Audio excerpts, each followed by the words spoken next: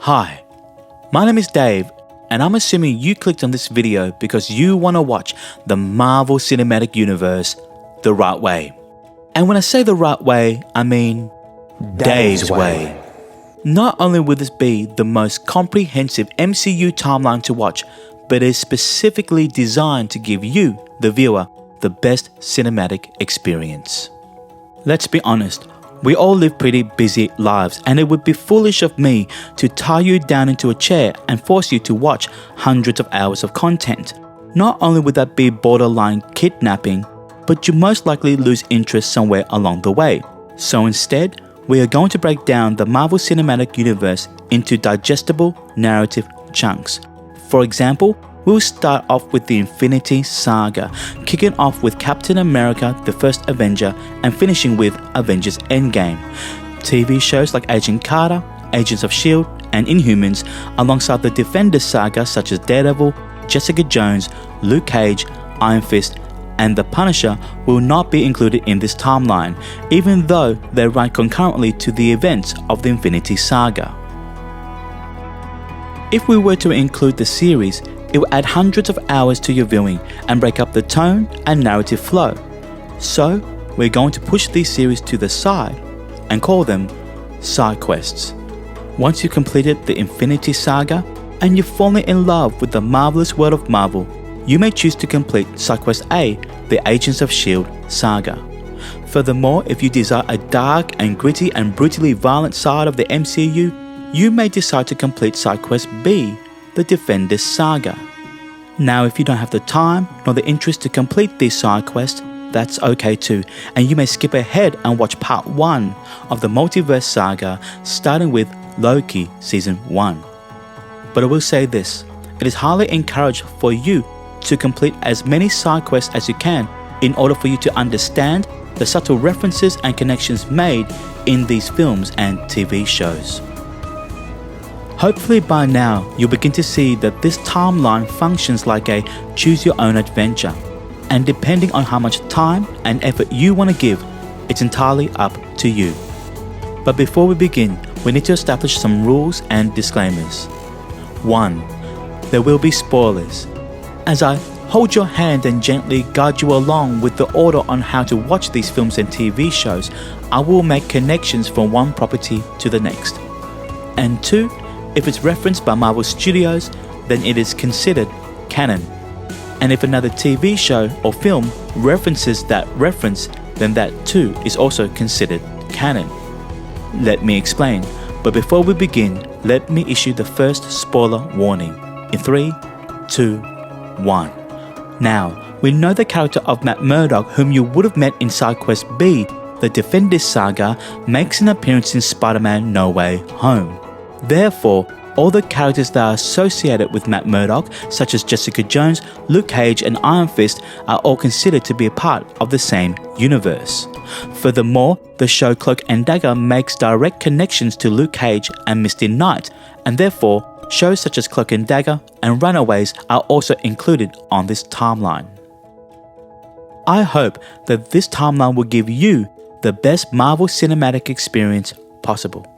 So, strap in, grab some popcorn, and let's go on this marvelous ride in a universe that is guaranteed to blow your mind. Hi, and welcome to the Infinity Saga. Now, whether you are a long-time Marvel fan or experiencing the MCU for the very first time, I just want to say welcome. We are about to embark on a phenomenal journey of storytelling, and I'm super excited to take you on this journey with me. Now, may I remind you that this timeline will not include shows like Agents of S.H.I.E.L.D. and Daredevil, even though they run parallel to the events of the Infinity Saga. If you want to find out how these shows connect to the movies we are about to watch, then you may do so in the side quest videos. Furthermore, there will be spoilers as I will be making connections from one movie to the next. And as a heads up, this will take you approximately 51 hours and 4 minutes to complete the Infinity Saga. Now, let's strap in, get some popcorn, and let's get started.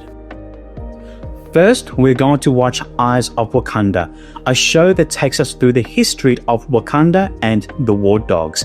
Set between 1260 BC and 1896 AD, we followed the adventures of Noni, Memnon, Basha, and Jarani, also known as Iron Fist. The show influences and sets up the events seen later in the film Black Panther. Next, we're going to watch Captain America: The First Avenger. And while the bookends of this film takes place in present day, the majority of the movie is set during World War II, from 1942 to 1945. We follow a scrawny Steve Rogers as he goes on a journey to become the iconic Captain America. And here we're introduced to an array of characters such as Bucky Barnes, Peggy Carter, Howard Stark, and Dum Dum Dugan.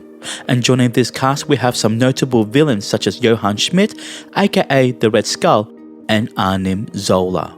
Now throughout the Infinity Saga, you will be presented with some pretty important artifacts, and in this instance we are introduced to an artifact known as the Tesseract. It is also worth mentioning that all of the Marvel movies will contain an end credit scene, so it's definitely worth hanging around till the very end. Next, we are going to watch the Agent Carter one-shot. This short film takes place 1 year after the events of Captain America: The First Avenger, as we find out what Peggy Carter is up to once the war has ended. Characters such as Howard Stark and Dum Dum Dugan return, and we hear for the very first time an organization known as S.H.I.E.L.D. Next, we're going to watch Captain Marvel. Set in 1995, we follow Carol Danvers as she unravels the truth behind her mysterious origin. And here we are introduced to two alien races, the first being the Kree, which include characters such as Ronan the Accuser, Korath the Pursuer, and Yon-Rogg, and the other alien race known as the Skrulls, which include Talos and his daughter Gaia. Now alongside these characters we have Maria Rambeau and her daughter Monica, and younger versions of Nick Fury and Agent Coulson. Oh, and remember the Tesseract, which we saw back in Captain America: The First Avenger, well that pops up again here. Now this movie has two end credit scenes. The first end credit scene takes place after the events of Avengers Infinity War, so it's best to watch that later. The second end credit scene takes place after the events of this film, so you can go ahead and watch that. Next on our timeline is Iron Man, and here we are introduced to a character by the name of Tony Stark, a billionaire genius who goes from weapons manufacturer to a superhero legend. And joining Tony Stark we have an ensemble of characters such as Colonel James Rhodes, Pepper Potts, Obadiah Stane, and Christine Everhart, a journalist from Vanity Fair. And returning from Captain Marvel, we have a slightly older Agent Coulson. Now if you look carefully, you may notice this logo scattered throughout the film, an organization known as the Ten Rings, which will be explored much later down the track. And if you hang around for the end credit scene, you are in for a very pleasant surprise. Taking place 6 months after the events of Iron Man 1, we see the return of Tony Stark, Pepper Potts, Agent Coulson, Nick Fury, and Colonel James Rhodes, now played by a different actor, Don Cheadle. And introduced for the very first time, we have Natasha Romanoff, also known as Black Widow. Now the events of Iron Man 2, The Incredible Hulk, and Thor all happen within the span of a week, and this is known as Fury's Big Week. If you look at the screens behind Tony Stark and Nick Fury, you notice footage from an incident at Culver University. This has been directly taken from the film The Incredible Hulk, and the end credits scene makes connections to the character Thor. Next on our watch is A Funny Thing Happened on the Way to Thor's Hammer one-shot. This short film documents Agent Coulson's journey from when he left Tony Stark in Iron Man 2 to when we see him pop up again in the movie Thor. This short film shows us that Agent Coulson can indeed kick some butt and that he loves frosted donuts. Next on our timeline is The Incredible Hulk, and here we follow Bruce Banner as he tries to find a cure for his monstrous condition. Joining Bruce we have General Thaddeus Ross and his daughter Betty, Samuel Stearns, and Emil Blonsky, also known as The Abomination. Now there are several references to the original TV show The Incredible Hulk, starring Bill Bixby and Lou Ferrigno, notably through the score and a cameo by the Incredible Hulk himself, Lou Ferrigno. Now you might be wondering whether you need to watch The Incredible Hulk show as part of your MCU watch, and my answer to that question would be a no. There is also no end credit scene for this film, although there is a before credit scene which sees the return of Tony Stark. Next, we are going to watch The Consultant One Shot, which sees the return of Agent Phil Coulson and introducing us to a new agent of S.H.I.E.L.D, Jasper Sitwell. This short film gives us a bit more context and resolution to the final scene we saw with Tony Stark at the end of The Incredible Hulk. Taking place in the realm of Asgard, we are introduced to a character by the name of Thor, and joining him we have a large ensemble cast such as Loki, Heimdall, the Warriors 3 and Lady Sif, as well as Jane Foster, Eric Selvig, Darcy Lewis and Clint Barton, the Avenger known as Hawkeye. Oh, and remember Agent Phil Coulson? Yes, he comes back here as well. Now the end credit scene sees the return of Nick Fury and the artifact known as the Tesseract. Now, the moment you've all been waiting for, the Avengers.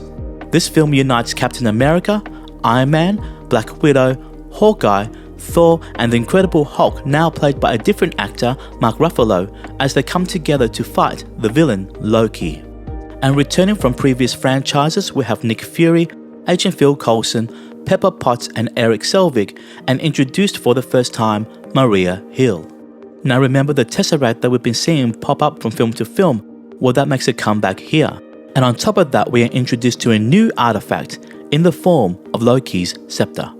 Now, there are two end credit scenes for this film. The first gives us the introduction of our main antagonist for the entire Infinity Saga, and the second end credit scene sees our Avengers eating shawarma. Following the events of the Avengers, we're going to watch Item 47 One Shot. Here we see two criminals, Benny and Claire, rob several banks after discovering a Chitauri weapon left behind after the battle with the Avengers. Agent Sitwell returns to sort them out, and we're introduced to a new agent of S.H.I.E.L.D, Felix Blake, whom you will see again in Side Quest A, the Agents of S.H.I.E.L.D saga. Set in 2013, we're going to watch Thor: The Dark World, as we find out the consequences that Loki must face after Thor takes Loki and the Tesseract back to Asgard. Now there are strong arguments to put Iron Man 3 ahead of Thor: The Dark World, but for the sake of narrative flow, it is better to follow Loki through from the end of the Avengers over to Thor: The Dark World. Now most of the characters from the first Thor film returns here, as well as introducing us to several new ones, such as the Dark Elf Malekith and Algrim, also known as Curse. And while we keep some important artifacts in the back of our minds, such as the Tesseract and Loki's scepter, we are presented with a new one here in the form of the Aether. The end credit scene introduces us to the Collector, and we find out that both the Tesseract and the Aether both contain an Infinity Stone. Next on our timeline is Iron Man 3, as we watch Tony Stark navigate through his PTSD after the events of the Avengers. Returning, we have Pepper Potts and Colonel James Rhodes, and new characters such as Maya Hansen, Aldrich Killian, a little kid by the name of Harley. Don't forget about this kid because he will pop up again, and a version of the Mandarin played by a washed-up actor, Trevor Slattery. As we learn more about the history of Trevor Slattery, we're going to watch All Hail the King One Shot. Here, the organization known as the Ten Rings are not happy that Trevor have been impersonating the Mandarin, and therefore sends in a character by the name of Jackson Norris, also known in the comic books as Nighthawk, to break him out and make him answer for his crimes. Oh, and remember Justin Hammer, whom we met in Iron Man 2, he makes a cameo here as well. Next, we are going to watch Captain America: The Winter Soldier, as we see Steve Rogers navigate through life in this new modern world. Returning, we have Nick Fury, Maria Hill, Black Widow, Bucky Barnes, and Arnim Zola, whom we last saw back in Captain America: The First Avenger. And introduced for the very first time, Sharon Carter and Sam Wilson, also known as Falcon. Now, the events of this film significantly impacts the organization known as S.H.I.E.L.D, and you'll get to see this explored further in Side Quest A, the Agents of S.H.I.E.L.D saga. The end credit scene introduces us to Baron von Strucker and two new mysterious characters, Wanda and Pietro Maximoff. Set in 2014, we are going to watch Guardians of the Galaxy, a ragtag team which consists of Peter Quill, also known as Star-Lord, Gamora, Drax the Destroyer, Rocket, and Groot. Returning from Captain Marvel, we have Korath the Pursuer and Ronan the Accuser, and from the end credit scene of Thor the Dark World, we see the return of the Collector. Now in this film, we learn that there are 6 Infinity Stones, to which we've already been introduced to 2, in the form of the Tesseract and the Aether. In this film, we find out that there is a third one contained in an artifact known as the Orb. And who's after these 6 Infinity Stones? Well, it's a character that goes by the name of Thanos. Next, we're going to watch I Am Groot Seasons 1 and 2. Now these are short 5-minute episodes which explores the adventures of Baby Groot as he grows up in this vast universe. Following Baby Groot, we're going to watch Guardians of the Galaxy Volume 2, which takes place several months after the first film. Of course, our original team returns alongside Yondu and Nebula, and joining the cast for the first time we have Mantis, Ego the Living Planet, and Ayesha. Now there are 5 post-credit scenes for this film, so just like Pokemon, make sure you catch them all. Jumping over to 2015, we're going to watch The Avengers Age of Ultron. Here, Captain America, Iron Man, Thor, Black Widow, Hawkeye, and the Incredible Hulk reunite to fight the sentient being known as Ultron. Returning from previous films, we have Nick Fury, Maria Hill, Sam Wilson, and Colonel James Rhodes' War Machine.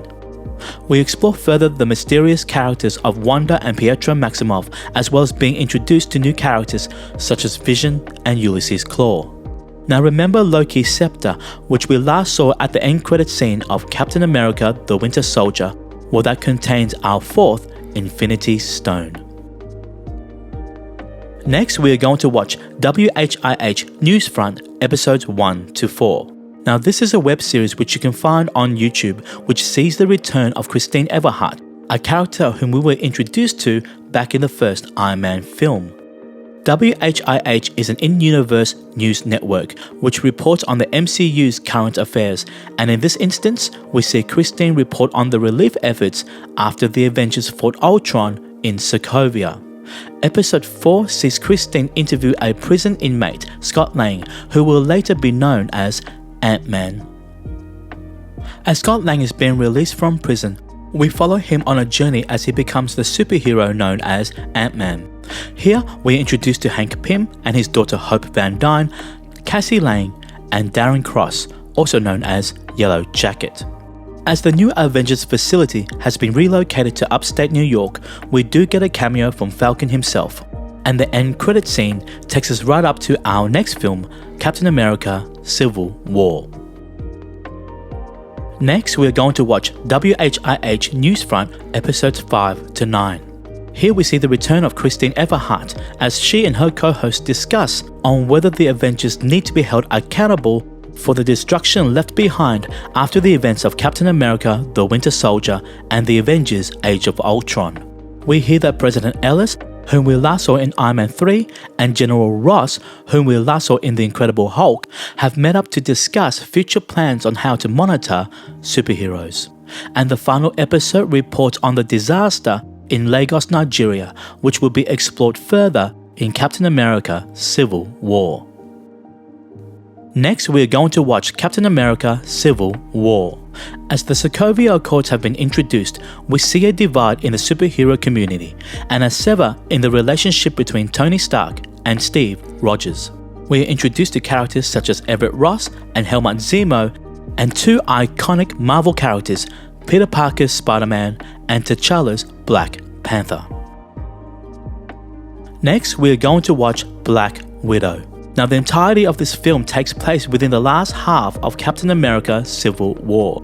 From when Natasha leaves the Avengers compound to when Steve Rogers breaks out the Rogue Avengers from the prison known as the Raft. We are introduced to new characters such as Yelena Belova and Alexei, also known as Red Guardian. We are also introduced to a character by the name of Dreykov, whom we hear Loki mention to Natasha in the first Avengers film. Now, the end credits scene is a massive spoiler for Avengers Endgame, and I would suggest that you skip this one entirely and watch it after Avengers Endgame. Taking place 1 week after the events of Captain America Civil War, we're going to watch Black Panther as we explore the nation known as Wakanda. Joining Black Panther, we have an amazing cast of characters such as Shuri, Okoye, Nakia, M'Baku, and Eric Killmonger, and returning from Avengers Age of Ultron, Ulysses Claw, and from Captain America Civil War, Everett Ross. Taking place 2 months after the events of Captain America Civil War, we're going to watch Spider-Man Homecoming. Now there's a title card that says that this film takes place 8 years after the events of the first Avengers film. This is wrong. It should be 4 years instead. As we see the return of Peter Parker, Aunt May, as well as Tony Stark, we're introduced to Ned Leeds, Betty Brant, Michelle Jones, MJ, as well as Adrian Toomes, also known as Vulture.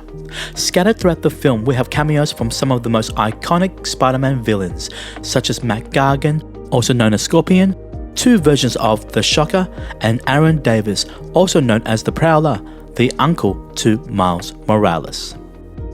Next, we're going to watch Doctor Strange as we follow a character by the name of Stephen Strange and his road to recovery after a horrible accident. We're introduced to new characters such as Wong, the Ancient One, Baron Mordo, and Christine Palmer, and villains Caecilius and Dormammu. Now this film presents us with another artifact, the Eye of Agamotto, which contains our 5th Infinity Stone. And the end credit scene sees the return of the Avenger, Thor. Next, we're going to watch Thor Ragnarok, which takes place 2 years after the events of the Avengers Age of Ultron. We see the return of Bruce Banner, Doctor Strange, Loki, Heimdall, and Odin, and introduce for the first time Hela, the Grandmaster, Valkyrie, Korg, and Surtur. Now the first post-credit scene occurs right before the 3rd Avengers film, The Avengers Infinity War. Taking place 2 years after Captain America Civil War, we're going to watch Ant-Man and the Wasp, as Scott Lang is towards the end of his 2-year house arrest. Returning, we have Hank Pym and Hope Van Dyne, and new characters are introduced, such as Bill Foster, Janet Van Dyne, and a character by the name of Ghost. Now there are 2 end credit scenes for this film, which takes place after the events of Avengers Infinity War, so it's best to watch that then. Now, we have reached the 2-part finale of the Infinity Saga with the Avengers Infinity War. As Thanos goes on his quest to collect all 6 Infinity Stones, we see many characters from the films previously watched come together as they fight for the Battle of Earth. The 6th Infinity Stone is introduced here, and the end credit scenes for Captain Marvel and Ant-Man and the Wasp is best watched after this film. Next, we're going to watch the finale of the Infinity Saga, Avengers Endgame. This film concludes many of the stories and character arcs that we saw all the way back from Captain America, the First Avenger. Many characters return from various franchises, such as Harley, the little kid we met back in Iron Man 3. Once you have finished watching this film, you may go ahead and watch the end credit scene from Black Widow, which introduces us to a crucial character, Valentina Allegra de Fontaine. Congratulations, you've just completed the Infinity Saga. Now, where to from here? Well, if you've fallen in love with the MCU and have the time to do a deep dive, I would highly suggest you complete the side quests. Side quest A is the Agents of S.H.I.E.L.D. saga, which includes 2 seasons of Agent Carter, 7 seasons of Agents of S.H.I.E.L.D., and 1 season of Inhumans. These shows make direct connections to the films we have just watched, and we may find characters from this side quest pop up again in the future. Side quest B is the Defenders Saga. Now this is a more dark and extremely violent side of the MCU. However, I would highly suggest you complete this side quest, as many characters from this saga will pop up again in future films and TV shows. Then there is side quest C, to which I would like to call it the Teenage Angst Saga, which consists of 2 seasons of Cloak and Dagger and 3 seasons of Runaways. These shows make direct connections to side quest A and B, so I would highly encourage you watch this after the previous 2. Now, if you don't have the time to do this side quest, that's okay as well. and you may continue along with our main quest with the first part of the Multiverse Saga, starting with Loki Season 1. Whichever direction you choose to take in this vast multiverse, that is up to you. So, I'll see you all in the next video. So, you're gonna do some homework. I'm proud of you. Welcome to side quest A, the Agents of S.H.I.E.L.D. Saga. Now in this side quest, you'll be required to complete 2 seasons of Agent Carter, 7 seasons of Agents of S.H.I.E.L.D., including a mini-series called Slingshot, and 1 season of Inhumans. Now these shows run parallel and concurrently to the films you have watched from the Infinity Saga, so hopefully you have completed that quest. Now before we begin, may I remind you that this video will contain spoilers, and I will be making connections from these shows to the films from the Infinity Saga. And just as a heads up, it will take you approximately 120 hours and 42 minutes to complete this side quest. So strap in, grab some popcorn, and let's get started. First, we're going to watch Agent Carter Season 1. This takes place in 1946, 1 year after Captain America the First Avenger. The opening montage includes footage from that film, as well as footage from the Agent Carter one-shot. We see the return of Peggy Carter, Howard Stark, Dum Dum Dugan, Anim Zola, and Edwin Jarvis, whom we met briefly in Avengers Endgame.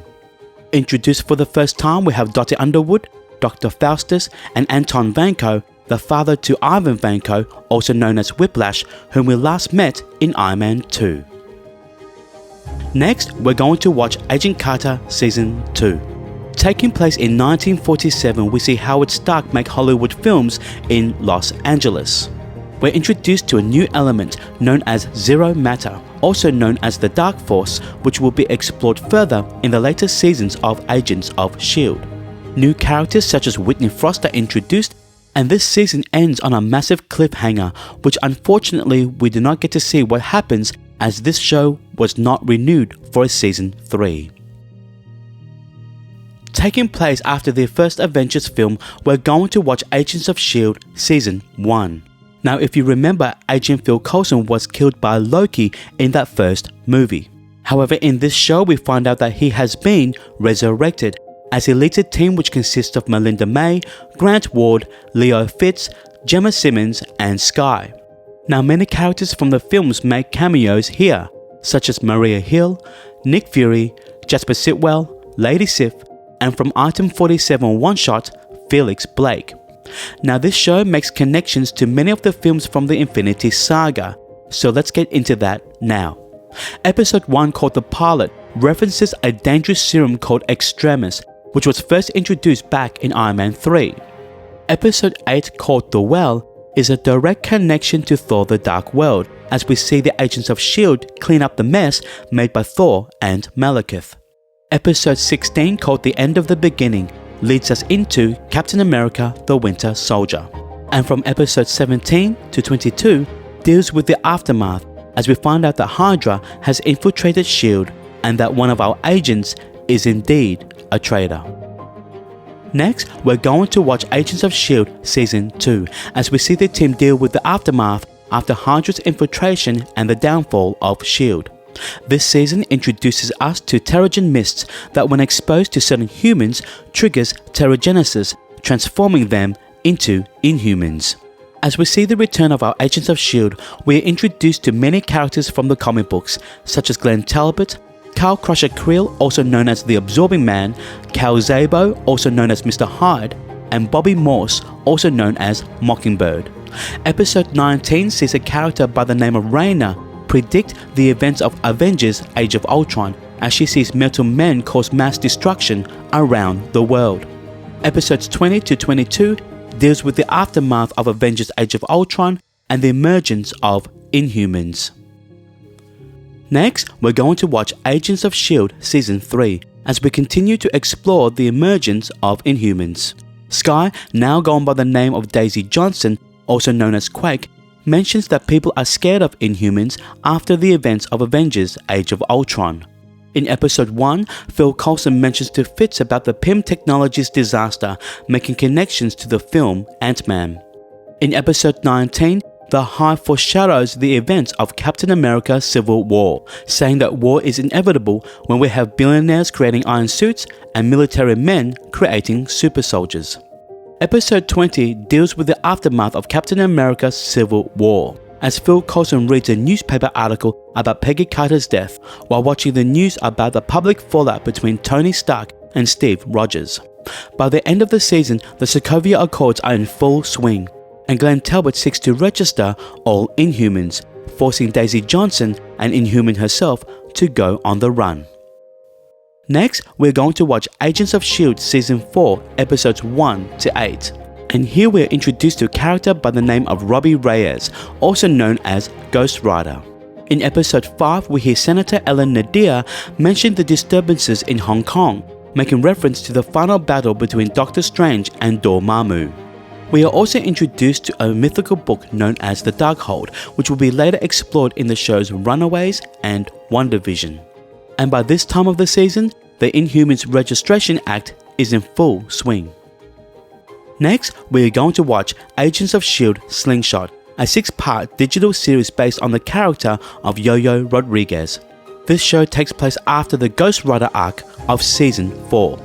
However, the majority of the series is a flashback, taking place several months ago when we see Yo-Yo sign the Sokovia Accords.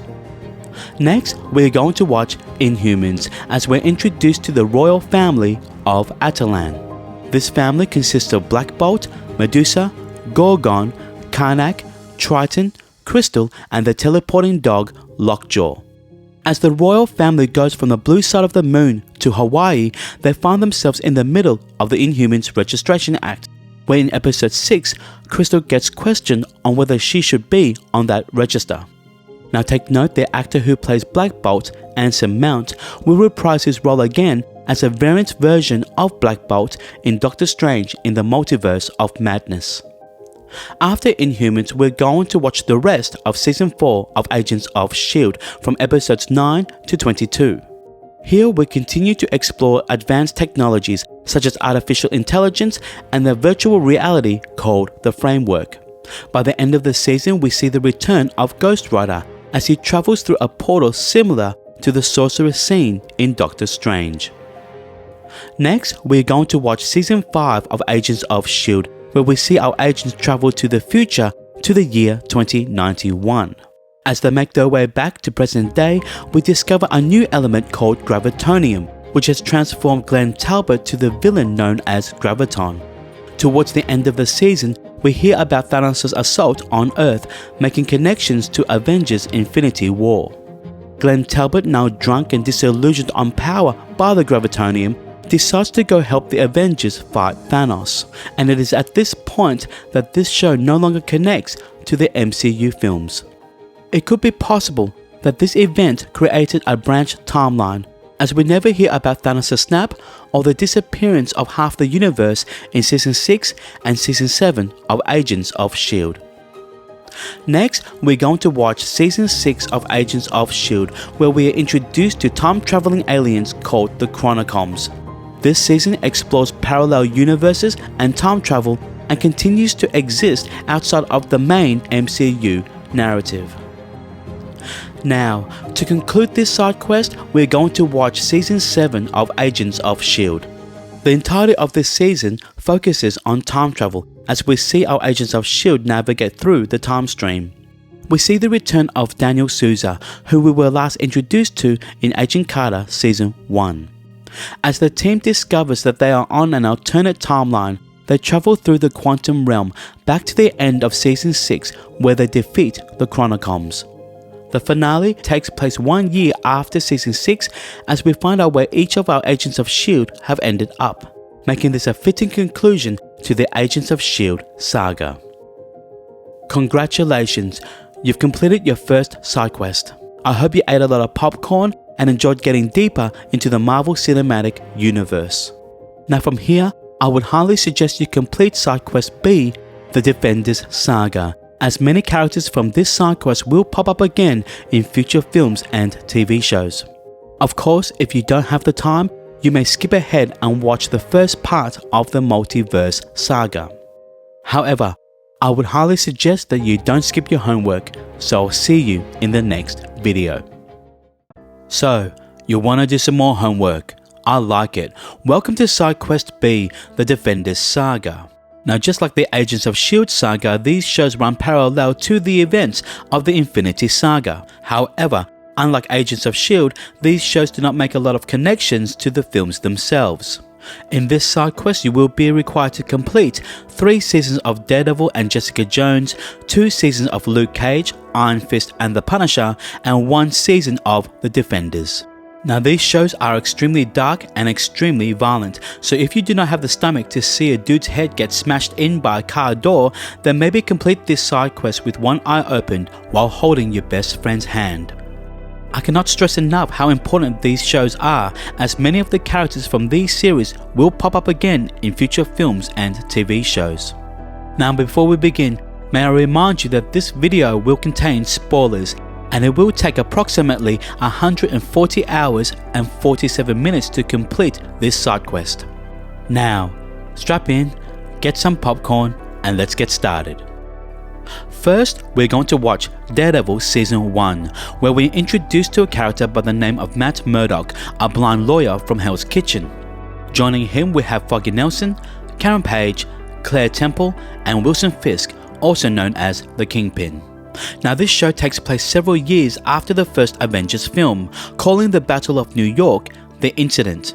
There is also a neat little Easter egg seen in Fogwell's gym, a poster of a fight between Jack Murdock and Kyle Crusher Quill, also known as the Absorbing Man, whom we met in Season 2 of Agents of S.H.I.E.L.D.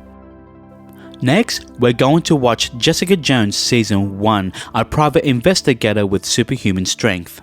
Introduced for the first time, we have Luke Cage, Trish Walker, Jerry Hogarth, and Zebediah Kilgrave, also known in the comic books as the Purple Man. We also see the return of Claire Temple from the first season of Daredevil.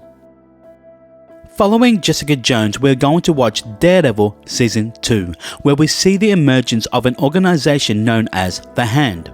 Introduced for the first time is the Punisher and Elektra, and Jessica Jones gets name dropped in episode 5. We also see the return of Claire Temple as she mentions to Foggy about her interactions with Luke Cage, and also returning are the Dogs of Hell biker gang whom we last saw back in Agents of S.H.I.E.L.D. Next, we're going to watch Luke Cage Season 1, and here we're introduced to new characters such as Misty Knight, Cottonmouth, and Diamondback. Claire Temple continues to make her presence known as she returns in episode 5, mentioning the events of the Hand in Hell's Kitchen. Episode 6, we hear Trish Talk, a radio show hosted by Jessica Jones' best friend, Trish Walker. Now, the MCU films play a big part in the storytelling of this season, as metal from the Chitauri attack has been made into weapons by Hammer Industries. Now, if you remember, Justin Hammer was introduced back in Iron Man 2 and later seen again in All Hail the King one-shot. By the end of this season, we see Claire Temple rip off a calling card for martial arts training by Colleen Wing, whom we will see next in Iron Fist Season 1. Next, we're going to watch Iron Fist Season 1, as we see Danny Rand return to New York after his supposed death 15 years earlier. Jerry Hogarth and Claire Temple return, and we're introduced to new characters such as Colleen Wing, Joy and Ward Meacham, and Bakudo. By the end of this season, we see Danny and Colleen travel to Kunlun, only to find the ancient city destroyed. After the events of Iron Fist Season 1, we are going to watch The Defenders. Now, this is like the Avengers of this side quest, as Daredevil, Jessica Jones, Luke Cage, and Iron Fist team up to fight the ever-growing presence and threat of the Hand. Many supporting characters from the previous shows return, such as Jerry Hogarth, Elektra, Foggy Nelson, and of course, Claire Temple. By the end of this season, Matt Murdock is presumed dead, and Iron Fist is now tasked to defend the city in his absence. Next, we're going to watch The Punisher Season 1. This show takes place several months after the Defenders show, as we can see a newspaper article titled "Chaos Under the Streets" at the New York Bulletin. Karen Page makes her return, and we're introduced to new characters such as Micro and Billy Russo, also known as Jigsaw. Next, we're going to watch Jessica Jones Season 2 as we continue to delve deeper into Jessica's origin and traumatic past. We see the return of Jerry Hogarth, and Trish Walker has developed an obsession with gaining powers. Now in the comic books, Trish Walker becomes the hero known as Hellcat. Next, we're going to watch Luke Cage Season 2. Here we see the return of Misty Knight, now missing an arm after the events of the Defenders. We have cameos from Foggy Nelson, Danny Rand and Colleen Wing, and introduce for the first time Bushmaster and Nightshade. Following Luke Cage, we are going to watch Iron Fist Season 2. Returning, we have Colleen Wing, Misty Knight, Davos, Joy Ward Meacham, and introduced for the first time Mary Walker, also known as Typhoid Mary. This season concludes Danny Rand's journey in the Defenders Saga, just as Season 2 did with Luke Cage. Next, we're going to watch Daredevil Season 3 as we go on a journey of seeing Matt Murdock recover after the events of the Defenders. Foggy Nelson and Karen Page reprise their respective roles from when we last saw Foggy in Season 2 of Luke Cage and Karen in Season 1 of The Punisher. We are also introduced to a new character, Benjamin Poindexter, also known as Bullseye. After Daredevil, we're going to watch The Punisher Season 2 as we see the return of Dinah Madani, Karen Page and Billy Russo. We are also introduced to a character by the name of John Pilgrim. Concluding the Defenders Saga, we are going to watch Jessica Jones Season 3. Here we see the fallout between Jessica Jones and her best friend Trish Walker. We're introduced to characters such as Fool Killer and Mindwave, and we can assume that this show ends right before Thanos snaps his fingers in Avengers Infinity War. Congratulations, you've just completed your second side quest, and I hope you're recovering well. From here, you may go on to side quest C, the Teenage Angst Saga, with 2 seasons of Cloak and Dagger and 3 seasons of Runaways. If you don't have the time for teenage drama, then you may go ahead to our main quest with part 1 of the Multiverse Saga. Whichever direction you choose, I'll see you in the next video. Okay, so we're going deep. Welcome to Side Quest C, the Teenage Angst Saga. Now if you're into the teenage young adult type of shows with a little bit of superhero flair, then this might be for you. In this side quest, you'll be required to complete 2 seasons of Cloak and Dagger and 3 seasons of Runaways. Now these shows make some connections to the MCU films as well as the side quests, which you should have done in the Agents of S.H.I.E.L.D. saga and the Defenders Saga. Now before we begin, may I remind you that there will be spoilers, and it will take you approximately 42 hours and 10 minutes to complete this side quest. Now, strap in, grab some popcorn, and let's get started. First, we're going to watch Cloak and Dagger Season 1. Set in New Orleans, we're introduced to Tandy Bowen and Tyrone Johnson, a pair of teenagers who discover superhuman abilities. We are also introduced to Detective O'Reilly, who mentions her friendship to Misty Knight, who we last met in the Defenders Saga. Now if you watch Luke Cage Season 2, Episode 8, we hear Detective Nandi Tyler mention to Misty that O'Reilly had been transferred to New Orleans. Taking place 8 months after Season 1, we're going to watch Cloak and Dagger Season 2. Here both Tandy and Tyrone grow more confident in their abilities as they face a new threat, Andre Deshane, also known as Despair. In Episode 9, we see Tyrone read a newspaper article which was titled Luke Cage in Harlem Rumble by Karen Page. Next, we're going to watch Runaways Season 1, where we follow 6 teenagers as they discover that their parents are a part of a dangerous cult called the Pride. We're introduced to Alex Wilder, Nico Minoru, Carolina Dean, Chase Stein, Gertrude Yorks, Molly Hayes, and a genetically engineered dinosaur called Old Lace. As the teens dig deeper into their parents' shenanigans, they begin to discover their own unique abilities. Taking place 24 hours after Season 1, we're going to watch Runaways Season 2, as their parents go on a hunt for their children. In Episode 10, we see Nico tap into the Dark Dimension the same way Caecilius does in Doctor Strange. Next, we're going to watch Runaways Season 3, which takes place 36 hours after Nico battles her parents at the Pride's headquarters. We are introduced to a character by the name of Morgan Le Fay, where in episode 6 we find out that she's in possession of the Darkhold, which was introduced to us back in Agents of S.H.I.E.L.D. In episode 8 we see the return of Cloak and Dagger as they team up with the Runaways to rescue their friends who are trapped in the Dark Dimension. Now, it is important to mention that both of these shows were originally released on Hulu and Freeform. However, there was another Marvel show that flew under the radar called Hellstrom. Now, the only connection to the MCU this show has was an Easter egg of the Roxxon Corporation seen at the end of episode 1. Now, Roxxon was mentioned in films such as Iron Man 3 and shows like Cloak and Dagger, and you can see Roxxon scattered throughout the MCU.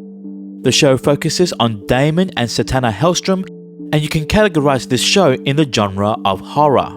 But because this show is so far removed from the main MCU, you may skip this one entirely.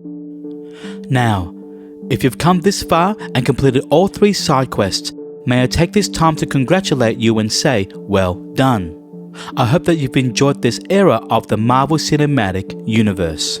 From here, we will continue on with our main narrative timeline, starting with part 1 of the Multiverse Saga with Loki Season 1. Now, the Multiverse Saga is an even crazier ride, as we continue to journey with the characters that we know and love, as well as being introduced to a bunch of new ones.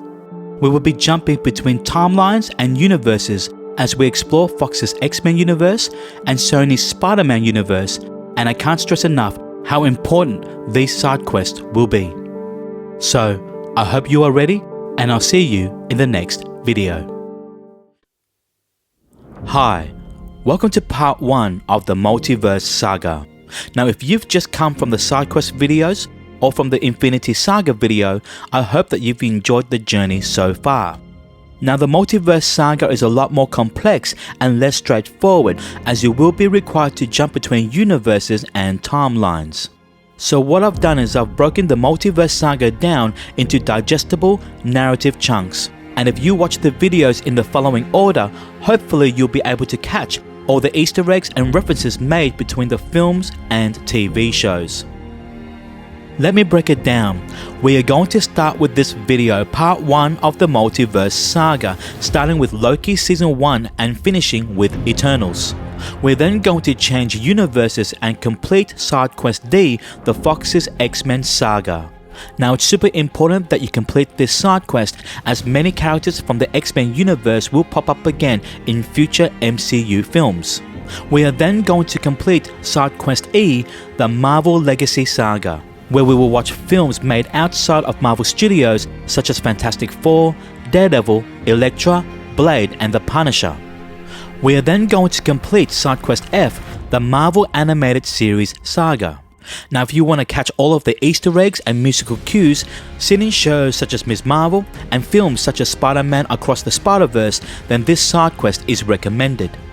We are then going to complete the Spider-Verse Saga, starting with Spider-Man Far From Home, as well as watching the Tobey Maguire and Andrew Garfield films alongside Venom, Morbius and the Into the Spider-Verse franchise. We are then going to come back to our main MCU timeline with part 2 of the Multiverse Saga, starting with Doctor Strange in the Multiverse of Madness. Now, this film will reference all of the side quests that came before it. For example, it will bring in a character from the X-Men universe while using a musical cue from the Marvel animated series. It will also bring in a variant of a character introduced from the Marvel Legacy Saga, as well as referencing the events from Spider-Man No Way Home. We are then going to conclude the Multiverse Saga with part 3, starting with Loki Season 2 and finishing with Avengers Secret War. So, I hope you guys are ready to go on this crazy journey with me. Before we begin, may I remind you that this video will contain spoilers, and it will take you approximately 24 hours and 48 minutes to complete part 1 of the Multiverse Saga. So, strap in, grab some popcorn, and let's get started. First, we are going to watch Loki Season 1, where we follow a branch timeline Loki, the one who stole the Tesseract back in Avengers Endgame. Now this show takes place outside of time, and we are introduced to characters such as Mobius, Sylvie, B-15, Renslayer, and He Who Remains. By the end of the season, the multiverse erupts into chaos, and we begin to explore stories outside of the main MCU, now referred to as the Sacred Timeline. Next, we are going to watch What If Season 1. After the events of Loki and the branching of the multiverse, we're going to explore alternate stories that we know from the Infinity Saga. For example, Episode 1 sees Peggy Carter receive the Super Soldier Serum instead of Steve Rogers, turning her into the hero Captain Carter. Now this season explores some fun ideas such as T'Challa becoming Star-Lord, Marvel Zombies, and seeing Ultron receive the Infinity Stones. We also see the return of the Watcher, whom we were last introduced to back in I Am Groot Season 2. Taking place several weeks after Avengers Endgame, we're going to watch WandaVision, where we see Wanda create her own reality. Returning, we have Vision, Darcy Lewis, Jimmy Woo, and a grown-up Monica Rambeau, who we saw as a child back in Captain Marvel. We're also introduced to new characters such as Agatha Harkness and Billy and Tommy Maximoff. Now we see the return of the book known as The Darkhold, which we saw back in Agents of S.H.I.E.L.D. and The Runaways, although this version of The Darkhold is completely different. Moving over to 2024, we're going to watch Falcon and the Winter Soldier, as we learn that Sam Wilson has been working with the Air Force for 6 months after the events of Avengers Endgame. We see the return of Bucky Barnes, Sharon Carter, James Rhodes and Helmut Zemo, and new characters are introduced such as John Walker, Joaquin Torres and Carly Morgenthau. Now by the end of the season, we see Sam Wilson accept the mantle and responsibility of Captain America. Next, we're going to watch Shang-Chi and the Legend of the Ten Rings. Here we explore in detail the organization known as the Ten Rings, which was introduced all the way back in the first Iron Man film. We also get to see what happens to Trevor Slattery, who was broken out of prison in the All Hail the King one-shot. Now this movie introduces us to an ensemble of brand new characters, such as Shang-Chi and his sister Xialing, Katie, Razor Fist, Death Dealer, and the real Mandarin, Wenwu.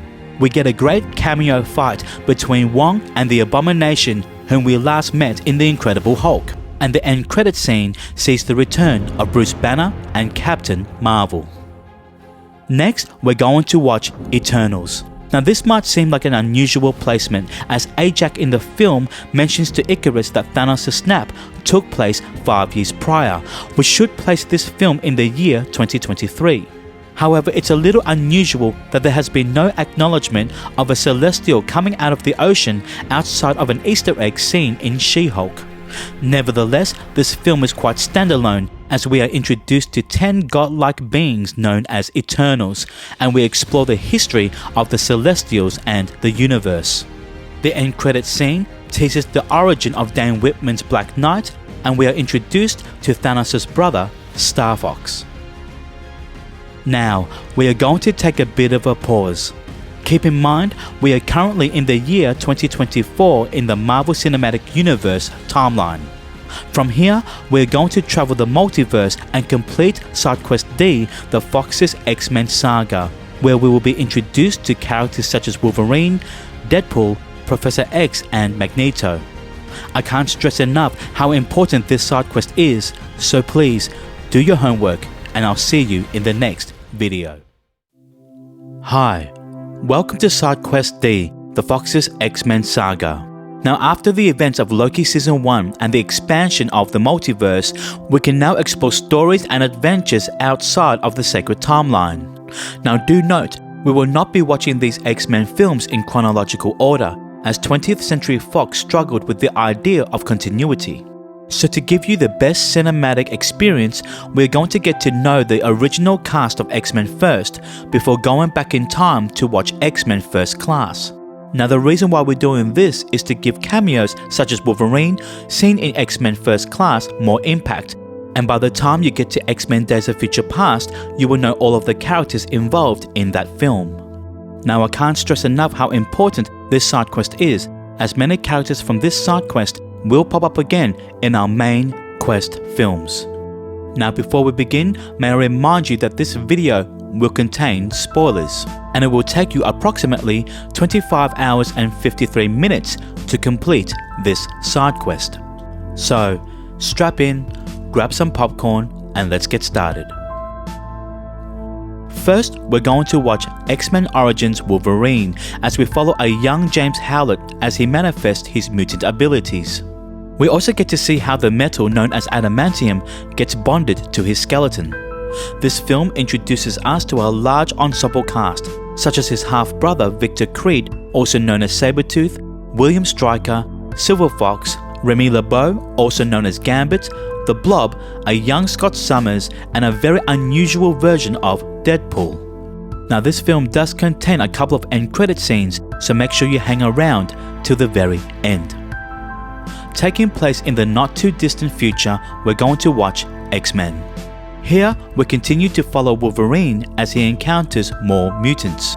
We are introduced to characters such as Rogue, Jean Grey, Storm, Magneto, Toad, and Mystique, and returning from X-Men Origins Wolverine, Professor Charles Xavier, Scott Summers, also known as Cyclops, and Sabretooth. This film also gives us some great mutant cameos such as Jubilee, Kitty Pryde, Pyro, and Iceman. Next, we're going to watch X2 X-Men United, where we're introduced to characters such as Nightcrawler and Lady Deathstrike. We continue to explore the complex relationship between Wolverine and William Stryker, whom we met last in X-Men Origins Wolverine. We continue to get some awesome cameos such as Colossus and Siren, and we see Jean Grey tap into the Phoenix Force. Next, we're going to watch X-Men The Last Stand, the final part to this X-Men trilogy. We see Jean Grey turn into the Dark Phoenix, and we explore the Mutants Cure story arc. We're introduced to Beast, Angel, Multiple Man, Juggernaut, and Moira McTaggart, and make sure you hang around for the end credit scene for a very interesting reveal. Next, we're going to watch The Wolverine. Here, we journey with Logan as he deals with his grief after the events of X-Men The Last Stand. We see Wolverine travel to Japan, where we are introduced to characters such as Yukio, Mariko, Viper, and the Silver Samurai. Now the end credit scene leads us into X-Men Days of Future Past. From here, we're going to go back in time and watch X-Men First Class, where we are introduced to younger versions of Professor X, Moira McTaggart, Mystique, and Beast. We also get an extension of Magneto's origin, an almost scene-for-scene recreation of the origin that we saw from the first X-Men film. We are introduced to new characters such as Havoc, Banshee, Sebastian Shaw, and Azazel, and we get a cameo from the Wolverine.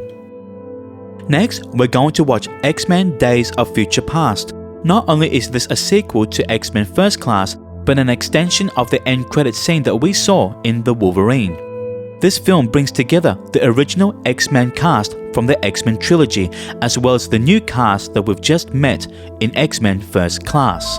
This film deals with time travel, and we see how the events of this film impacts and shapes the future of the X-Men. We're introduced to new characters such as Bishop, Blink, Sunspot, and Quicksilver, as well as Bolivar Trask and his Sentinel program. Now there are two versions of this film, and I would recommend you watch the Rogue Cut version, as the character of Rogue was completely edited out in the theatrical release. From here, we will continue journeying with the younger cast of X-Men with X-Men Apocalypse. We are introduced to N-Sebo-No, an ancient mutant known as Apocalypse. We see younger versions of Scott Summers, Jean Grey, Storm, Nightcrawler, Angel, Jubilee, and Psylocke. We also get a brief cameo of Weapon X, also known as Wolverine, and it is hinted at that Quicksilver is the son of Magneto. Next, we're going to watch X-Men Dark Phoenix, a retelling of the Dark Phoenix saga that we saw back in X-Men The Last Stand.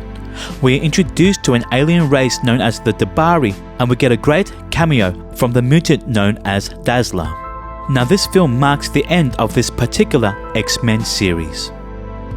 Next, we're going to watch Deadpool, which introduces us to the proper version of Wade Wilson. Now, the character of Deadpool is known to break the fourth wall, as he references the two different actors that played Professor X from the films that we have just watched. We also get a more comic book accurate version of Colossus and new characters such as Vanessa, Negasonic Teenage Warhead, Ajax, and Blind Al. And if you look really carefully somewhere in the background, you might find a S.H.I.E.L.D. helicarrier. Next, we're going to watch New Mutants. Now, this film is quite standalone and is set sometime in the distant future. We are introduced to Danielle Moonstar, Wolfsbane, Sam Guthrie, also known as Cannonball, Sunspot, and Ileana Rasputin, also known as Magic, the sister of Colossus. We also see the introduction of Demon Bear and a little dragon known as Lockheed. Next, we're going to watch Deadpool No Good Deed. Now, this short film was played right in front of the theatrical release of Logan and serves as a tease for Deadpool 2. Footage from this short was used in a tribute video for 20th Century Fox that we saw in the end credit scene of Deadpool and Wolverine. Set in the year 2029, we are going to watch Logan, as we follow an older Wolverine in a world where the majority of mutants are gone. We see the return of Professor X and Caliban, whom we were introduced to back in X-Men Apocalypse, and new characters such as X-23 and Donald Pierce. By the end of this film, we see the tragic death of Logan, and this concludes his arc in the Fox's X-Men saga. There is also a noir version of this film, should you choose to watch this in black and white. To conclude the Fox's X-Men saga, we are going to watch Deadpool 2. As Deadpool continues to break the fourth wall, we see him make a joke about Logan's death in the form of an action figure, and we see a cameo from the most recent team of the X-Men. We see the return of Vanessa, Blind Al, Negasonic Teenage Warhead, Colossus, and an accurately sized Juggernaut, but also being introduced to new characters such as Cable, Domino, and Shatterstar. By the end of this film, we see Deadpool travel back in time to kill off the dodgy version of Deadpool that we saw back in X-Men Origins Wolverine, bringing the Fox's X-Men saga full circle. There are also a couple of variations of this film, such as an extended cut called the Super Duper Cut and a PG version called Once Upon a Time, a Deadpool. Congratulations, you've just completed SideQuest D, the Fox's X-Men saga. From here, we will continue to explore the multiverse in SideQuest E, the Marvel Legacy Saga. Here, we will watch films such as Fantastic Four, Daredevil, Elektra, Blade, The Punisher, and Ghost Rider, and I can't stress enough how important these films will be moving forward. So, let's continue to do our homework, and I'll see you in the next video. Hi, welcome to SideQuest E, the Marvel Legacy Saga. Here, we will watch the rest of 20th Century Fox's Marvel films such as Daredevil, Elektra, and Fantastic Four, and other Marvel films made by other film studios such as Blade, The Punisher, and Ghost Rider. Now, before we begin, may I remind you that there will be spoilers, and it will take you approximately 32 hours and 36 minutes to complete this side quest. So, strap in, grab some popcorn, and let's get started. First, we're going to watch Daredevil. Released in 2003, we see Ben Affleck play our main character, Matt Murdock. We also see characters such as Elektra, Bullseye, Kingpin, and Foggy Nelson. Now, I would highly recommend you watch the director's cut version of this film, as it explores more of the lawyer side of Matt Murdock. Released in 2005, we see Jennifer Garner return as Elektra. We are introduced to characters such as Kirigi, Stick, and Typhoid Mary. Next, we're going to watch Fantastic Four, starring Ewan Griffith as Mr. Fantastic, Jessica Alba as the Invisible Woman, Chris Evans as the Human Torch, Michael Chiklis as The Thing, and Julian McMahon as the villain, Dr. Doom. Next, we're going to watch Fantastic Four: Rise of the Silver Surfer. We see the return of the original team, as well as new characters such as Norrin Radd, also known as the Silver Surfer, and a very disappointing cloud-like version of Galactus. Released in 2015, we see a reboot of Fantastic Four, starring Miles Teller as Mr. Fantastic, Kate Mara as the Invisible Woman, Jamie Bell as The Thing, and Michael B. Jordan as the Human Torch. Now, from here we are going to watch other Marvel films made by other film studios. These films are more dark and violent, just like the Defenders Saga that we watched back in SideQuest B. Released in 1998, we see Wesley Snipes play a character by the name of Blade, a half-human, half-vampire. We're introduced to characters such as Whistler and a comic book villain known as Deacon Frost. Next, we're going to watch Blade 2, as we see the return of Wesley Snipes as our main character. We're introduced to a brand new villain known as Jared Nomak. Next, we're going to watch Blade Trinity, the final part to this Blade trilogy. We're introduced to characters such as Hannibal King, played by Ryan Reynolds, Abigail Whistler, played by Jessica Biel, and Dracula, played by Dominic Purcell. In the extended, unrated cut of this film, we see an alternate ending where we see Hannibal King and Abigail Whistler chase down a werewolf. This could possibly be a character by the name of Jack Russell, Werewolf by Night. Following Blade Trinity, we're going to watch Blade the series. This show is a continuation of the Blade trilogy. However, Wesley Snipes does not return to play our main character. Instead, the role of Blade is taken up by actor and rapper Sticky Fingers. From here, we're going to watch a series of Punisher films, starting with 1989's The Punisher film starring Dolph Lundgren. This is your typical 1980s action film and does not include any characters from the comic books outside of the Punisher himself. Released in 2004, we're going to watch a more comic book accurate version of The Punisher starring Thomas Jane. We're introduced to characters such as Joan, Spacker Dave and Mr. Bumpo, and a character by the name of The Russian, whom you will see a version of in The Void, in Deadpool and Wolverine. Next, we're going to watch The Punisher Dirty Laundry. This is a short film that was screened at San Diego Comic-Con back in 2012, which sees the return of Thomas Jane as the Punisher. Next, we're going to watch Punisher Warzone, played by a different actor, the late Ray Stevenson. We're introduced to comic book characters such as Martin Soap, Jigsaw, and Microchip. Moving over to another character, Johnny Blaze, we're going to watch Ghost Rider, starring Nicolas Cage. Now, we did see a version of Johnny Blaze in the Agents of S.H.I.E.L.D. saga, where we see Johnny Blaze's Ghost Rider pass on the spirit of vengeance over to Robbie Reyes. This film introduces us to Roxanne Simpson, the Caretaker, Blackheart, and Mephistopheles, also known as Mephisto in the comics. Next, we're going to watch Ghost Rider Spirit of Vengeance. Now, this is kind of like a soft reboot, even though Nicolas Cage returns as Johnny Blaze. We see a different version of Mephisto, and we are introduced to characters such as Danny Ketch and the villain known as Blackout. Congratulations, you've just completed SideQuest E, the Marvel Legacy Saga. Now from here, you may move over to SideQuest F, the Marvel Animated Series Saga. Now this isn't completely necessary, so if you don't have the time to watch a whole bunch of cartoons, you may go ahead and start the Spider-Verse Saga, starting with Spider-Man Far From Home. Whichever path you decide to take, I'll see you in the next video. Hi, welcome to SideQuest F, the Marvel Animated Series Saga. Now this is a bonkers of a side quest, as you will be required to watch a lot of cartoons.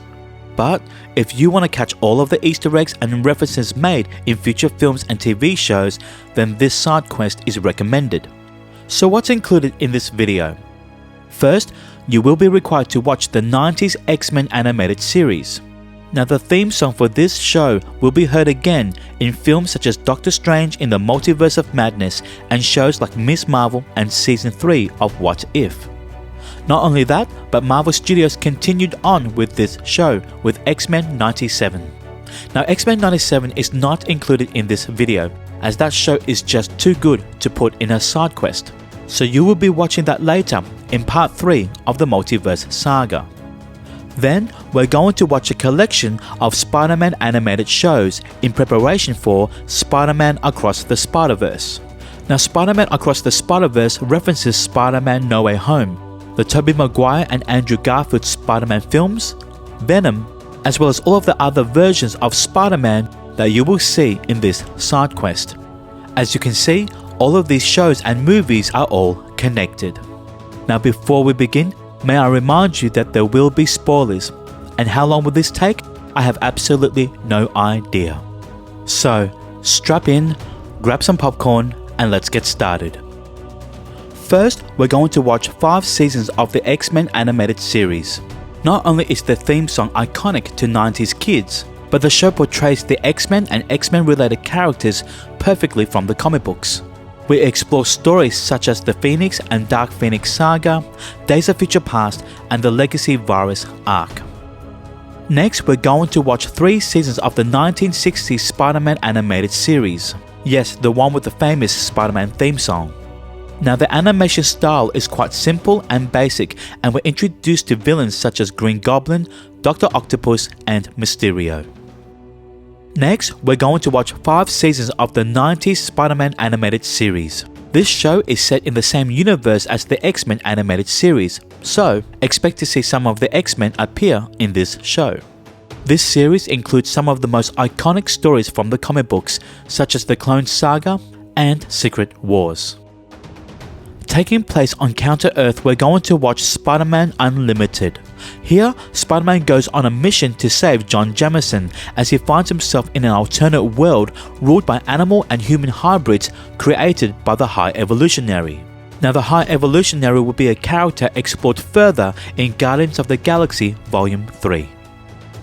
Next, we're going to watch 2 seasons of the Spectacular Spider-Man. We're introduced to some classic villains such as Lizard, Sandman, Vulture, and Electro. Now, if you want, you may go ahead and watch some of the Marvel Lego animations that can be found on Disney Plus and Marvel HQ, as the Lego version of Spider-Man is seen in Spider-Man Across the Spider-Verse. If you want to be thorough, you may watch other animated series which is set in the same universes as the 90s X-Men and Spider-Man series. These are Iron Man, Fantastic Four, Silver Surfer, The Incredible Hulk, and Avengers United They Stand. It is important to note that the new Marvel animation intro contains images from these shows. However, these shows are not necessary for you to watch. Congratulations, you've just completed Side Quest F, the Marvel Animated Series Saga. Now if you actually completed this side quest, I want to give you a hug because that's commitment. I hope that you are not Spider-Man out, because from here we're going to go across to the Spider-Verse Saga.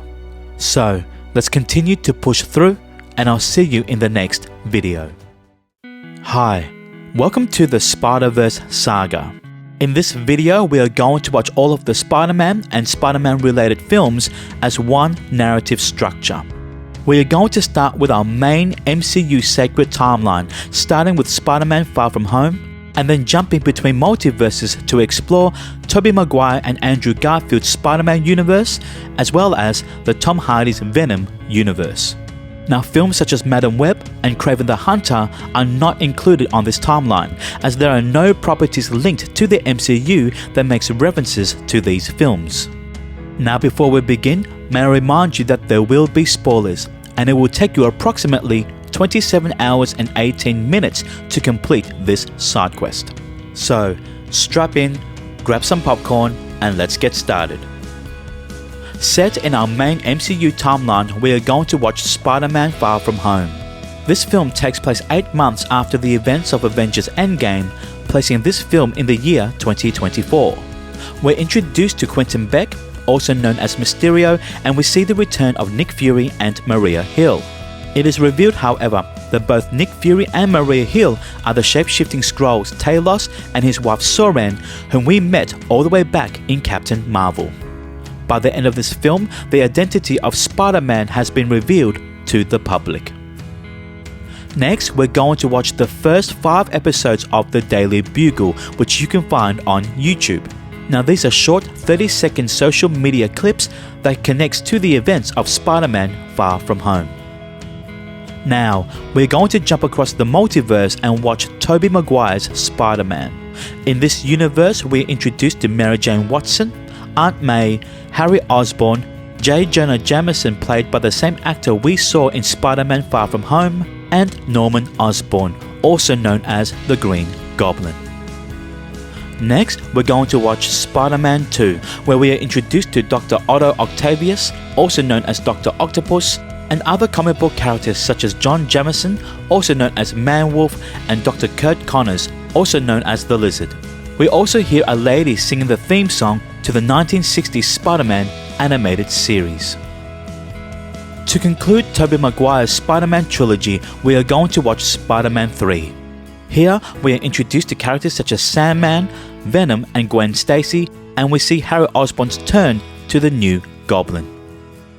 Jumping over to another universe, we are now going to explore Andrew Garfield's The Amazing Spider-Man.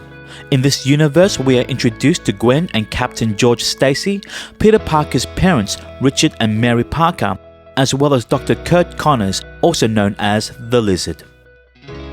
Next, we're going to watch The Amazing Spider-Man 2. Here, we are introduced to Harry Osborn's Green Goblin, Electro, Felicia Hardy, also known in the comic books as Black Cat, and a very mechanical version of the Rhino. Moving over to another universe, we are now going to watch Tom Hardy's Venom. Here, we are introduced to Eddie Brock as our main protagonist as he fights another alien symbiote known as Riot. Now, there are two end credit scenes for this film. The first teases Cletus Cassidy, also known as Carnage, and the second post-credit scene teases the existence of another Spider-Man universe. Next, we're going to watch Venom: Let There Be Carnage. Here, we see Cletus Cassidy turn into the villain known as Carnage, and we are introduced to a new character known as Shriek.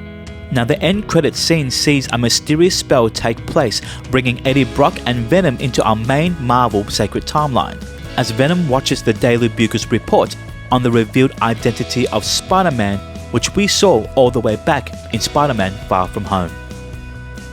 Now, we are going to come back to our main MCU timeline with Spider-Man No Way Home.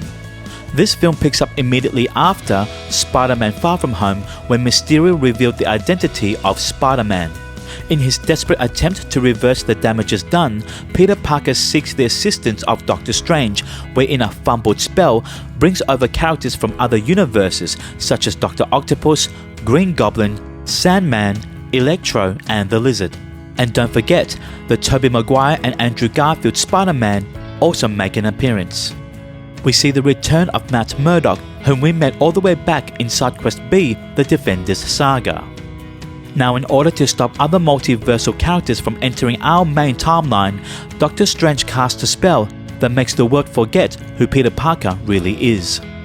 The end credit scene sees the return of Tom Hardy's Eddie Brock as he makes his way back to his own universe, leaving behind a small fragment of the alien symbiote. Next, we're going to watch the last 4 episodes of the Daily Bugle, where we see J. Jonah Jameson report on the events of Spider-Man No Way Home. Taking place immediately after the end credit scene from Spider-Man No Way Home, we follow Eddie Brock back to his own universe in Venom: The Last Dance. We're introduced to the god of symbiotes known as Null, and we get appearances from other symbiotic characters such as Lasher and Agony. While this concludes Tom Hardy's Venom trilogy, the door is left open for the possible return of Null in future Marvel properties. Next, we're going to watch Morbius as we follow Dr. Michael Morbius try to find a cure for his rare blood disorder. In the process of trying to cure his condition, he turns himself into a living vampire. Now, the end credit scene sees how the events of Spider-Man No Way Home affects the wider multiverse, as the character of Vulture, whom we last saw in Spider-Man Homecoming, somehow makes his way over to this universe. Next, we're going to watch Spider-Ham Caught in a Ham, a short film set before the events of Spider-Man Into the Spider-Verse. Here, we follow Peter Parker as he goes on a little adventure to defeat the villain known as Dr. Crawdaddy. After the small teaser scene in the post-credits of the first Venom film, we are going to jump universes and watch Spider-Man Into the Spider-Verse. Here, we're introduced to Miles Morales, a new version of Spider-Man. He's joined by other multiversal characters such as Spider-Gwen, Peter B. Parker, Penny Parker, Spider-Man Noir, and Spider-Ham. We also get appearances from some notable villains such as Green Goblin, Kingpin, Tombstone, Dr. Octopus, and the Prowler. The end credit scene reveals the character of Miguel O'Hara, also known as Spider-Man 2099, as he travels to another universe, the 1960s Spider-Man animated series. Next, we're going to watch The Spider Within, a Spider-Verse story. This is a short film produced by Sony Pictures and the Kevin Love Fund to help raise awareness about mental health issues and to encourage teenagers to talk about their challenges. Here, we see Miles Morales try to balance the challenges of being a teenager as well as a superhero. Next, we're going to watch Spider-Man Across the Spider-Verse. Now, this film makes many connections to the Spider-Man films and TV shows that we have previously watched. For example, Miguel O'Hara makes a reference to Spider-Man No Way Home, talking about Doctor Strange and the little nerd on Earth 1999-99. We get footage from the Tobey Maguire and Andrew Garfield Spider-Man films, as well as a cameo from Mrs. Chen from the Tom Hardy's Venom universe. We see an alternate version of Aaron Davis, whom we met back in Spider-Man Homecoming, only this time he's in his Prowler outfit. We get many different cameos from the Spider-Man animated series, such as the 1960s Spider-Man, The Spectacular Spider-Man, Spider-Man Unlimited, and Lego Spider-Man. We're introduced to new characters such as Spider-Woman, Spider-Punk, Spider-Man India, and Scarlet Spider, as well as a new villain known as the Spot. Congratulations, you have just completed the Spider-Verse saga.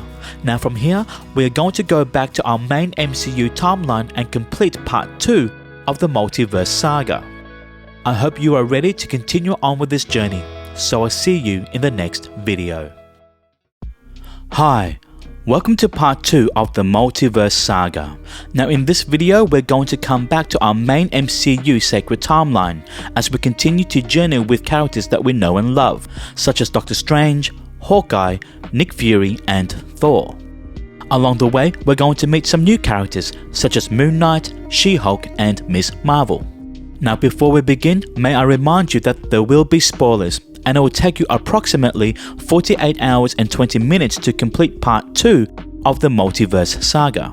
So, strap in, grab some popcorn, and let's get started. First, we're going to watch Doctor Strange in the Multiverse of Madness. Now this film takes place towards the later end of 2024 as Doctor Strange and Wong mentions the events of Spider-Man No Way Home to America Chavez. This film also serves as a continuation of WandaVision, as we see Scarlet Witch continue to search for her twin boys using the Darkhold. As Doctor Strange and America Chavez travel the multiverse to Earth 838, we discovered that our Earth has been designated as 616. We're introduced to a group known as the Illuminati, where if you've done all of your homework and watched all of the side quests, you will know each and every one of these characters. So let's get into them now. First, we're introduced to this universe's version of Captain Carter, whom we met in the first season of What If. We are then introduced to Black Bolt, where if you completed side quest A, the Agents of S.H.I.E.L.D. saga, Black Bolt was introduced in the show Inhumans. We then get the reveal of Captain Marvel, where we see Maria Rambeau possess superhuman abilities instead of her best friend Carol Danvers. We are then presented with the smartest man alive, Dr. Reed Richards, also known as Mr. Fantastic. Now if you completed side quest E, the Marvel Legacy Saga, you would have already met two versions of Mr. Fantastic. And last but not least, we see Professor Charles Xavier, played by Patrick Stewart from the original X-Men trilogy. Now if you listen carefully, you'll notice the theme song to the 90s X-Men animated series play during his introduction. He's also wearing the same outfit as Professor X did in that same show.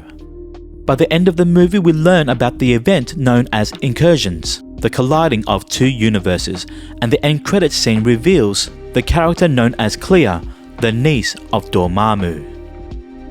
Taking place during the holiday season of 2024, we're going to watch the series Hawkeye, as we see Clint Barton spend some time with his family after the events of Avengers Endgame. We're introduced to Kate Bishop and her dog Lucky, Maya Lopez, also known as Echo, and Jack Duquesne, also known as the Swordsman. We see the return of Yelena Belova, whom we last saw all the way back in the Black Widow film, as well as Wilson Fisk, also known as the Kingpin, from the Daredevil series. Next, we're going to watch Echo. This series takes place 5 months after the finale of Hawkeye, placing this show in the year 2025. We see the return of Wilson Fisk, and we get a great cameo from Daredevil. By the end of the season, we see Wilson Fisk take interest in running for mayor of New York. Next, we're going to watch Moon Knight, as we're introduced to a character by the name of Stephen Grant. Now, this show is quite standalone, and the only connection to the wider MCU is an ad on a bus for the Global Repatriation Council, seen from the Falcon and the Winter Soldier. This is the first time we're introduced to Egyptian gods such as Khonshu, Amit and Taweret, and the character of Layla becomes the comic book character known as the Scarlet Scarab. Following on from the theme of gods, we are going to be introduced to a few more in Thor, Love and Thunder. Here, we're introduced to Zeus, Hercules, Baal the god of dumplings, and the villain known as Gord the god butcher. This film takes place 8 years, 7 months and 6 days after Jane and Thor broke up, which we heard about back in Thor Ragnarok, which took place in 2017. We see the return of Jane Foster as the mighty Thor, King Valkyrie, Korg, Darcy Lewis and the Guardians of the Galaxy. Next, we're going to watch She-Hulk Attorney at Law, where we are introduced to Bruce Banner's cousin, Jennifer Walters. We see the return of Wong as he mentions the events of Spider-Man No Way Home, and we see leaked footage of his fight with the Abomination, which took place the year prior in Shang-Chi and the Legend of the Ten Rings. Also returning, we have Bruce Banner and the Abomination, as well as Matt Murdock, also known as Daredevil. Now, if you listen carefully, you will hear the theme song to his own show, which we saw in the Defenders Saga, play here as well. We're introduced to an array of new characters, such as Titania, the Wrecking Crew, Mr. Immortal and Leapfrog. There is also the mention of a Lady Thor, which we saw in Thor Love and Thunder, and we are introduced to Hulk's son, Scar. Now, like Deadpool, She-Hulk is a character known to break the fourth wall, and you'll see her do that here.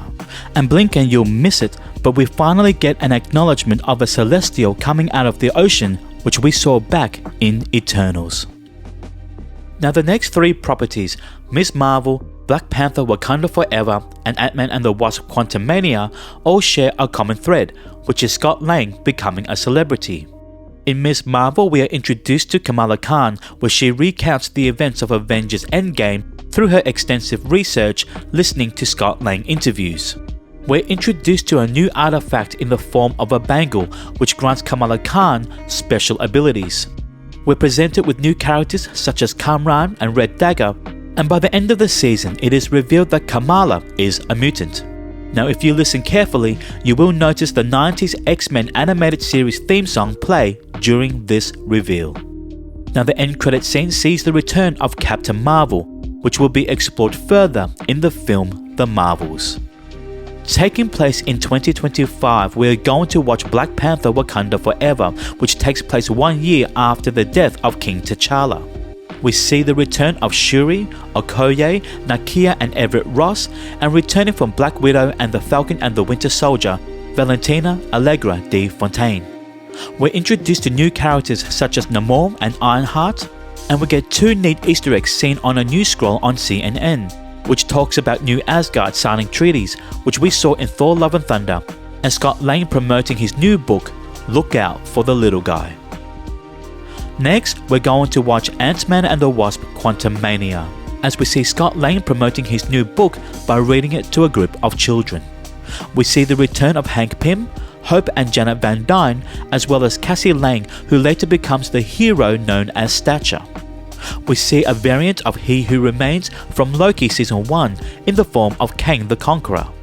The end credit scene teases the events of Loki Season 2, and we get another variant of He Who Remains, Victor Timely. Taking place 30 years after Captain Marvel, we are going to watch Secret Invasion, as we see Nick Fury return from space after seeing him in the end credit scene of Spider-Man Far From Home. We see the return of Talos and his daughter Gaia, as well as Maria Hill and Rhodey. we're introduced to a new character known as Gravik, and this show reveals that several characters that we know from the MCU have been shape-shifting Skrulls.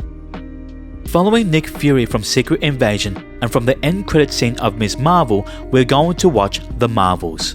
Here we see the return of Kamala Khan, Monica Rambeau, whom we last saw back in WandaVision, and Carol Danvers' Captain Marvel. We're introduced to a new villain known as Dar-Ben, and we see a comic book accurate version of the Supreme Intelligence.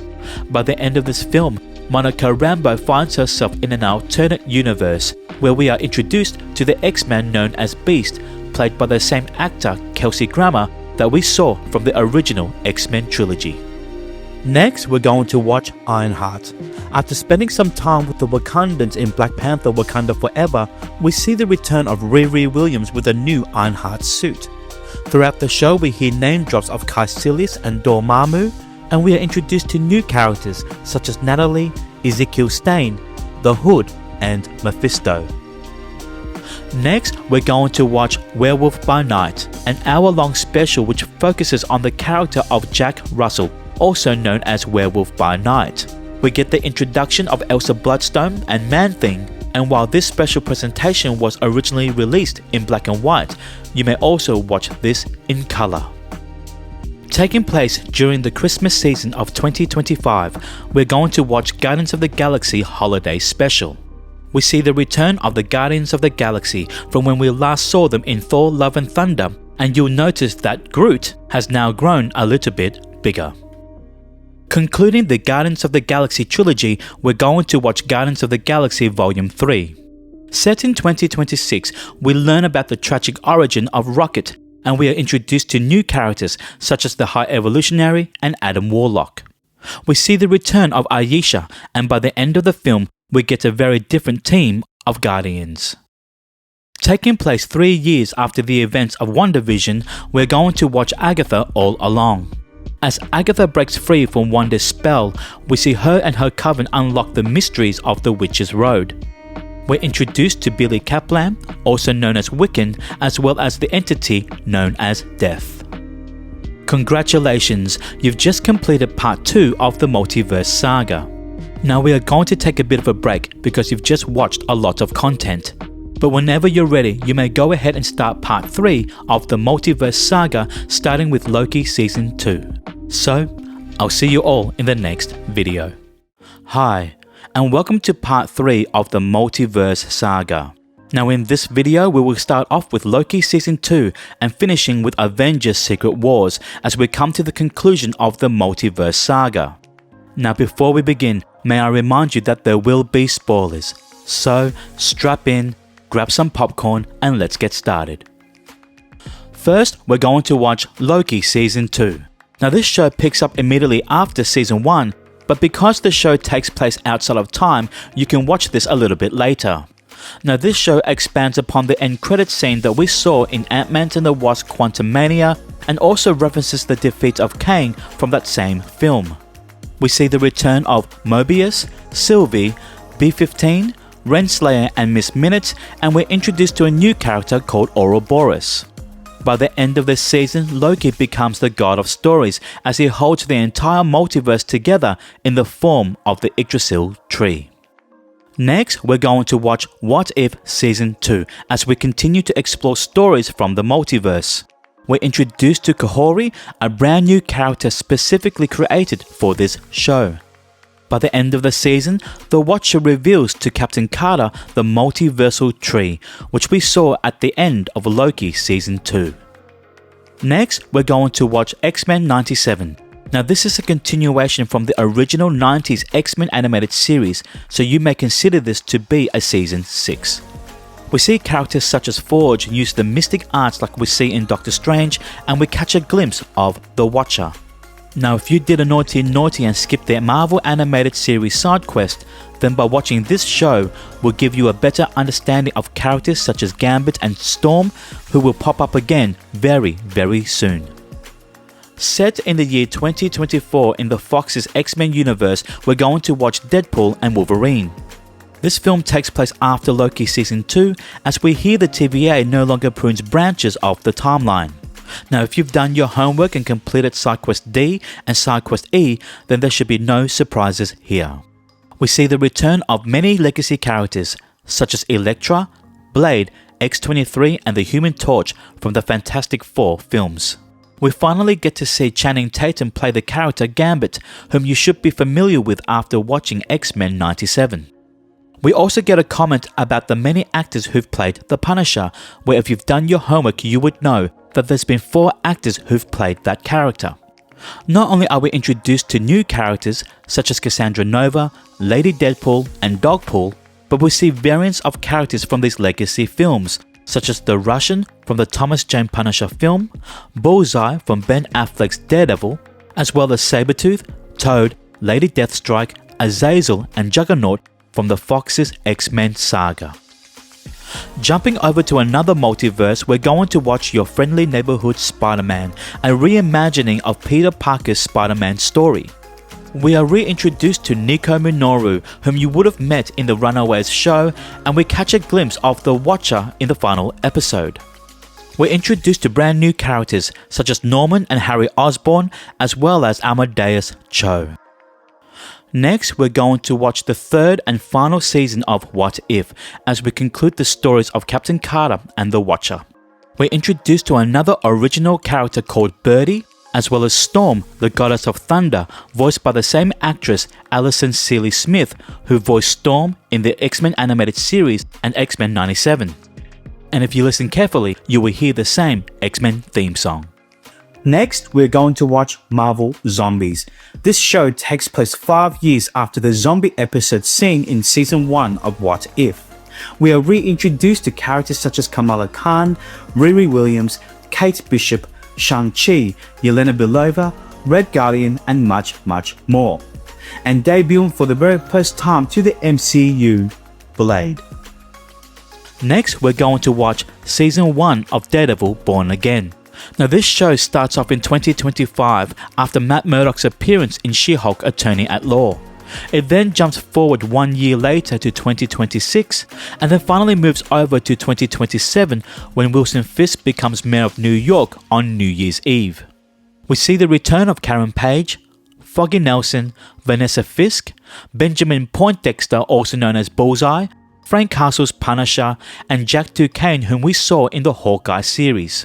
We are also introduced to a brand new villain known as Muse. Next, we're going to watch Captain America Brave New World.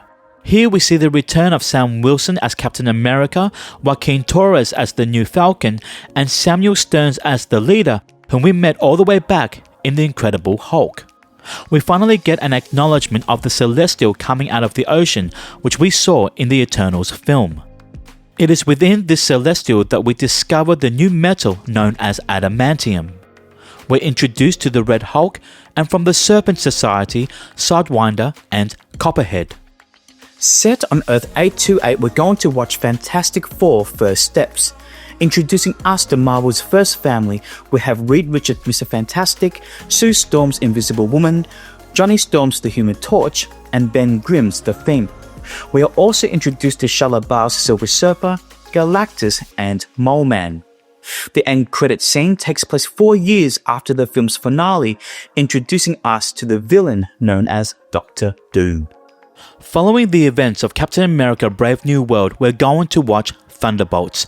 This film sees the return of Yelena Belova, Bucky Barnes, John Walker, Red Guardian, Ghost and Taskmaster. Valentina Allegra de Fontaine mentions a president becoming a red monster, referring to President Ross's turn to the Red Hulk, and we are introduced to a new character known as Sentry. The end credit scene takes place 14 months after the events of this film, as the Thunderbolts, now known as the New Avengers, prepare for the arrival of the Fantastic Four. Now, at this time of recording, we are currently up to date with everything that Marvel Studios have released. As they continue to release new films and TV shows, I will update this timeline accordingly based on where everything should be watched. So please hit the like and subscribe button and hit the notification bell to stay up to date with this watch order. I'll see you soon.